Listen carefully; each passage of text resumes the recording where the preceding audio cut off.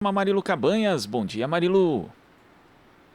Oi, Glauco, bom dia. Bom dia a todos que acompanham aqui o Jornal Brasil Atual. A gente vai falar agora com o nosso colunista Wagner Ribeiro, professor do Departamento de Geografia da USP e do Programa de Pós-Graduação em Ciência Ambiental. Oi, Wagner, bom dia, seja bem-vindo. Bom dia, Marilu. Bom dia quem nos acompanha.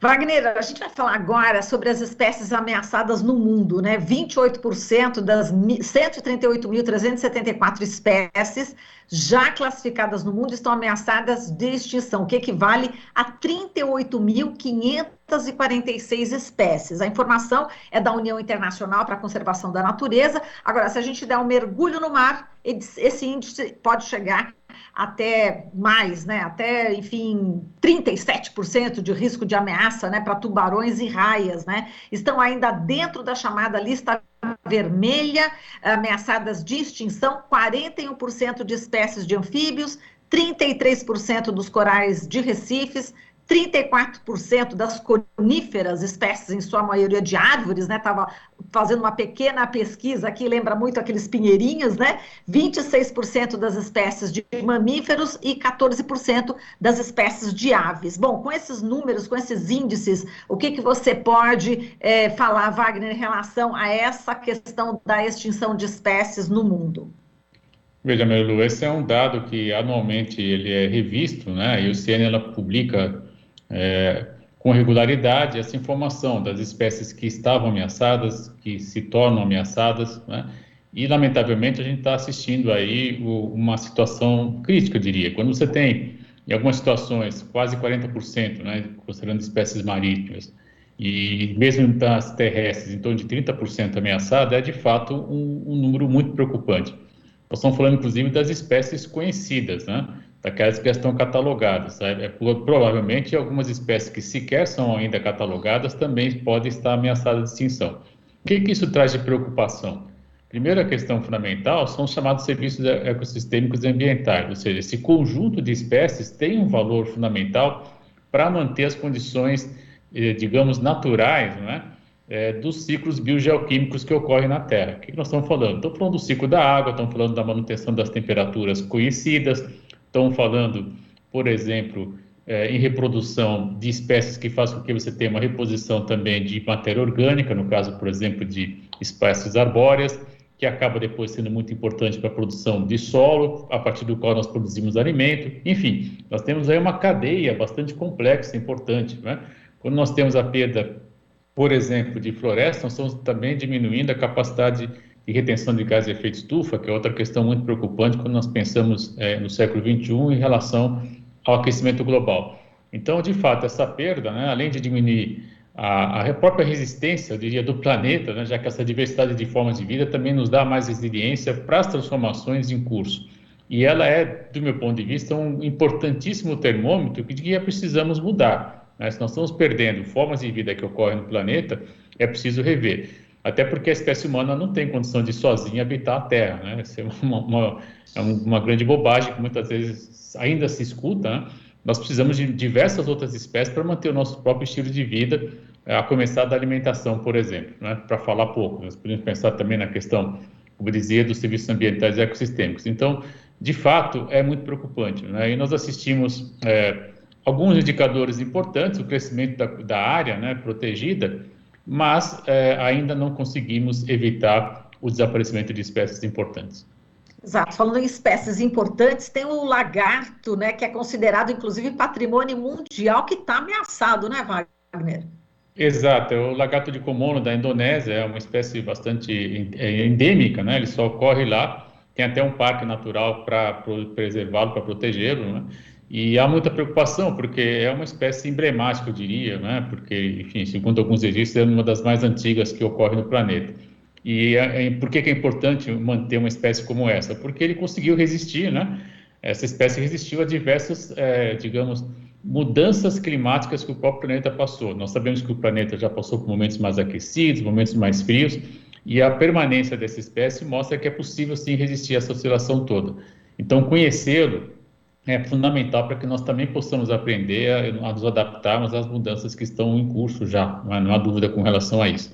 Por exemplo, né, E não por outra razão, ele acabou se tornando, inclusive, patrimônio da humanidade, né? O que me parece uma decisão acertada. Agora, é evidente que, junto a ele, nós temos outras espécies importantes, inclusive no Brasil também, né? Nós assistimos hoje, se nós pensarmos em termos de árvores, né? O jequitibá é uma espécie ameaçada, o próprio pau-brasil também já é uma espécie que encontra-se nessa lista.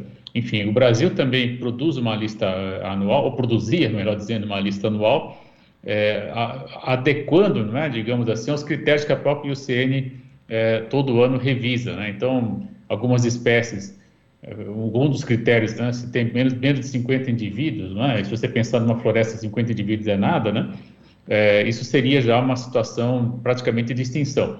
Então, de fato, é muito preocupante, né, que nós estejamos chegando nessa condição no século XXI, com todo o conhecimento científico que se tem hoje, da importância dessas espécies e de como preservá-las, inclusive. É, de fato, um desleixo do planeta com as demais formas de vida, especialmente da espécie humana.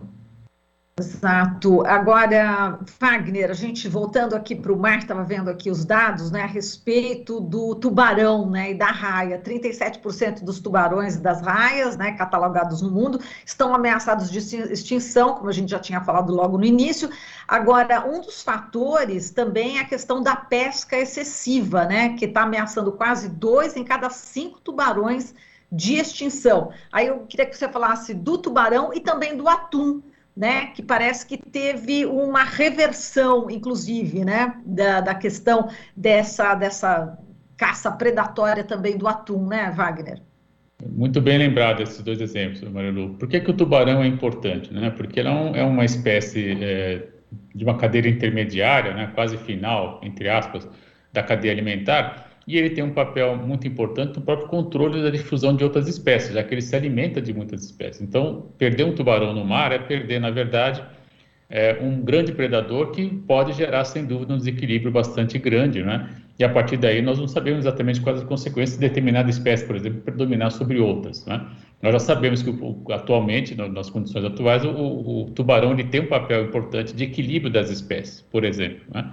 E também se sabe que, por razões culturais, né, parte da população do planeta se alimenta de tubarão, tem o hábito de comer a barbatana do tubarão, enfim, associo aí a outros tipos de qualidades, que não vem ao caso comentar, mas isso leva, na verdade, a uma matança, né, dessa espécie, o que é muito preocupante.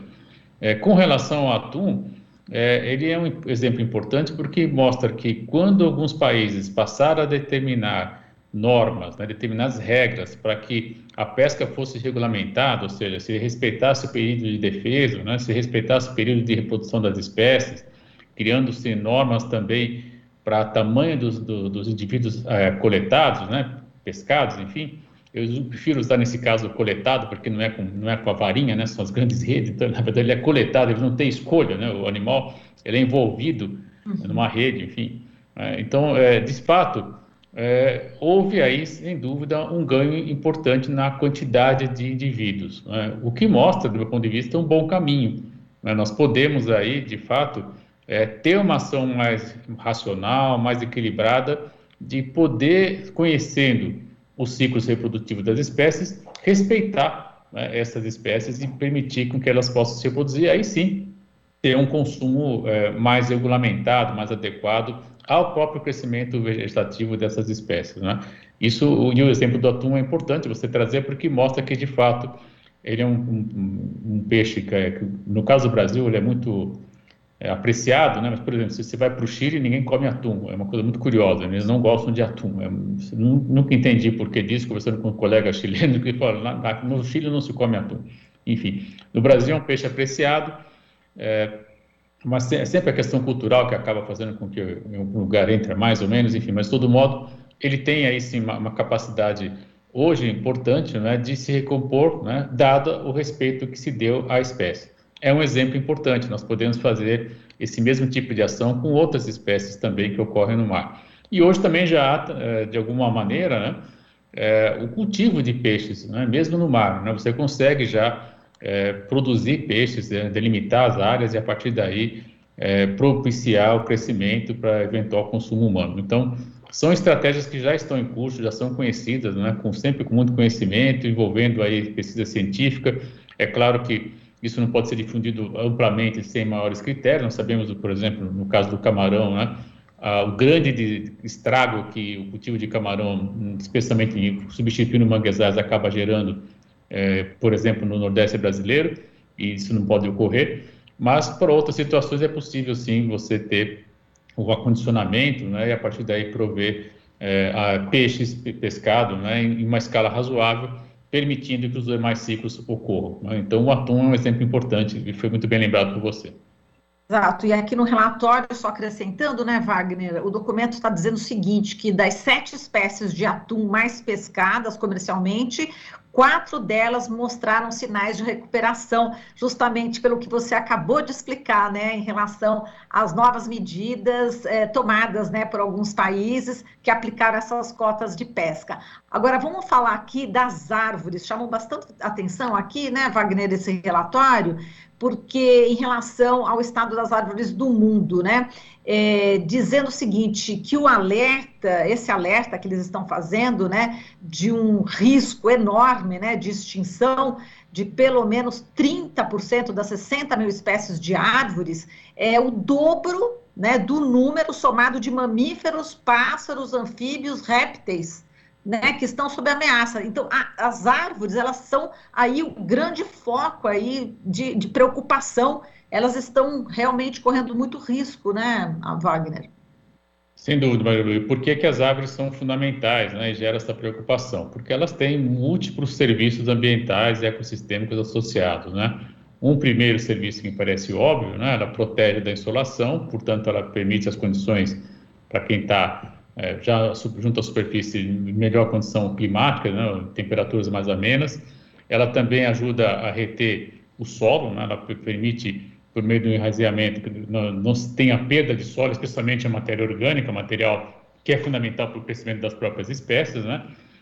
Ao mesmo tempo também ela pode reter encostas, né? Então, se você tiver escorregamento, se você tiver uma área florestada, ela diminui a velocidade da água, facilita, né, a contenção das encostas. Claro que não é o único fator, mas é um dos fatores. E principalmente, Marilu, elas também absorvem gás de efeito estufa, o CO2, né? E, não menos importante, elas também são verdadeiras bombas de água, né? Já que elas, o caso da floresta amazônica é exemplar, né? Elas conseguem retirar a água do subsolo, né? E por processo de evapotranspiração, possibilitar com que essa água chegue às altitudes mais elevadas e aí você passa a ter, então, o transporte dessa umidade. Então, as árvores são, de fato, muito importantes, né?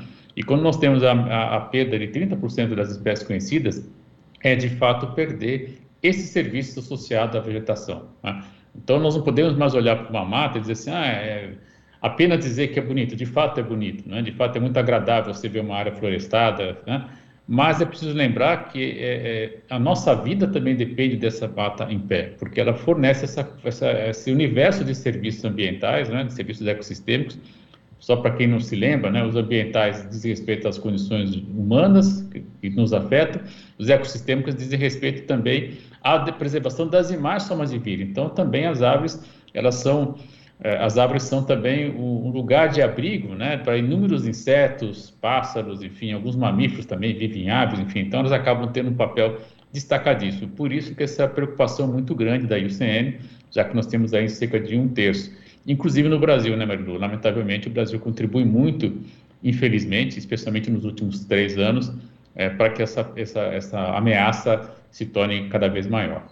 Quer dizer, justamente a Amazônia, né, com aquele fogo todo afetando aí 95% das espécies de plantas e de animais. Quer dizer, a gente tem aí, entre as árvores, você falou jequitibá, enfim, até o pau-brasil, mas também tem os carvalhos, magnólias, né, que dá aquela flor que é cheirosa, que é maravilhosa, tem algumas espécies aqui perto de casa e é sempre muito bom, enfim, sentir aí esse perfume, né, que ela exala. Agora, Wagner, essa questão, né, dos incêndios florestais, enfim, aqui no Brasil, já estão previsto e sem realmente uma ação do governo federal e também, parte também dos governos estaduais, mas boa parte do governo federal, isso realmente é criminoso, né, Wagner? Veja, Marilu, eu diria que é, no mínimo, uma enorme responsabilidade, né? Porque nós temos um aparato fiscalizatório que está sendo desmontado, lamentavelmente, né? O sistema DETER, o sistema PRODES, eles permitem, né, essa combinação, um dando em tempo real, outro sistematizando os dados anualmente, identificar a tendência do desmatamento, identificar até municípios, né, onde isso ocorre com maior regularidade. Nós sabemos que são os estados de Rondônia, Pará, Mato Grosso, né, que acabam, infelizmente, sendo os que mais desmatam, né? E nem os governos estaduais, e principalmente o governo federal atual, tomam ações de fato para coibir esse desmatamento, né? E nós sabemos que as consequências são dramáticas, não apenas na escala local, onde você tem a perda da cobertura vegetal, você tem ali diminuição de fluxo de água, você tem ali também o solo mais exposto a chuvas intensas, né? Isso leva à erosão, tira a capacidade de produção do solo, né? As pessoas se esquecem disso, mas quando a chuva vem muito forte, ela lava, né? Ela transporta todos os nutrientes do solo, fazendo com que a agricultura seja mais difícil, né? Você tem que introduzir mais insumos agrícolas, então você vai tornar o cultivo mais caro, por exemplo, né? Sem falar nos serviços ambientais e ecossistemas, que é justamente o que a gente tem insistido aqui, esse corredor de umidade que não traz a chuva, né, para o sul-sudeste, trazendo, por exemplo, a situação de seca extrema que nós estamos assistindo hoje. Então, de fato, é muita preocupação, né, do meu ponto de vista, é uma irresponsabilidade, sim, né, fazer vistas grossas a esses crimes que são cometidos, porque, infelizmente, Mario, os dados têm mostrado que, e aí sim é crime mesmo, né, em áreas protegidas e mesmo em terras indígenas, tem aumentado o desmatamento, né? E essas áreas não poderiam estar ocorrendo. Então, de fato, quem faz esse tipo de ação está cometendo um ato ilícito, infelizmente, sem fiscalização e punição por parte das autoridades, tanto estaduais quanto e principalmente federal.